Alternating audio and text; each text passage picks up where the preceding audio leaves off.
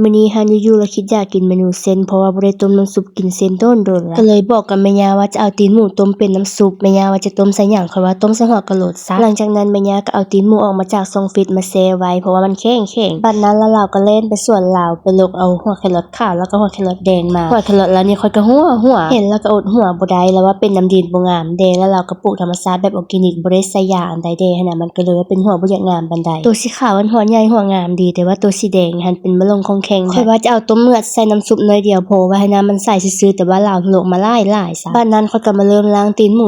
มื้อนี้ข้อยก็จะบ่ต้มหลายปานใดต้ม 3-4 ตนพอละแล้วก็จะใส่น้ำซุปเอาหลายๆเอาเพราะว่ากินคนเดียวเด้คันว่าให้แม่ย่าต้มแล้วใส่น้ำน้อยเดียวพอแต่สูตรน้อยเดียวพอแต่ว่าข้อยมักใส่น้ำเอาหลายๆต้มน้ำซุปแต่ละเทื่อแล้วใส่น้ำหลายหันละมักว่าให้ข้อยตลอดหัวแครอทขาวที่ลาวลกมาแต่ละมื้อส่วนหลายจะเป็นหัวใหญ่หัวหมุนแต่ว่ามื้อนี้หันเป็นหัวยาวแล้วข้อยก็สิมาปาดเป็นตอนใหญ่ๆ3ตอนเอาลงไปเลยแล้วก็จะใส่ถุงสมุนไพรถุงนึงโยนกระเทียมกับขิงที่จีเมื่อกี้หันลงไปแต่ละเทื่อหันบ่ค่อยได้จี้ได้เอาใส่เลยแต่ว่าเทื่อนี้หันมันก็เลยว่าจี้ใครแต่ว่ามีสมุนไพรเนี่ยเป็นห่อเวลาต้มน้ำซุปก็สะดวกดีเอาโยนลงไปเลยเครื่องปรุงที่ใส่น้ำซุปนี่ก็หลาย 4-5 อันผงบ่แซ่บก็ให้มันฮู้ไปต้มไปต้มมาแล้วรู้สึกว่าน้ำมันเอาน้อยก็เลยทกน้ำลงไปถ้วยนึงแล้วก็ตึมเกลือหน่อยนึงยานมันจางน้ำซุปใกล้จะสุกแล้วก็มาเริ่มลวกเส้นนี่ก็จะใส่เป็นเส้นเฝอมื้อนี้หันก็จะใส่ผักหลายๆหน่อยนึงผักกาดขาวที่แม่ย่าปลูกเองผักกับเส้นนี่ซ้ำกันเลยความว่าใส่ผักหลายเส้นนี่ก็คล้ายกับเส้นเฝอบ้านเฮาเลยแต่ว่าก่อนจะต้มหันขอเอาไปใส่น้ำโดนเติบมันจังสุกใบพอดีลวกเส้นลวกผักแล้วน้ำซุปก็พอดีสุกตอนต้มหันค่อยเฮ็ดไฟอ่อนหาไฟกลางต้มเคี่ยวไว้โดนเติบอันที่จริงตีนหมูนี่มันก็มีความนัวอยู่ในตัวแล้วบ่ต้องปรุงหยังหลายมันก็แซ่บก็นัวหั่นน่ะแต่ว่าค่อยหันมักปรุงหลายมากวิธีเองก่อนจะกินก็ปรุงรสชาติเพิ่มเติมอีกหน่อยนึงเอาเผ็ดจดใส่หน่อยนึงก็ถือว่าเป็นอันแซ่บละหลายแท้หลายว่าจนว่าเกือบล้นถ้วย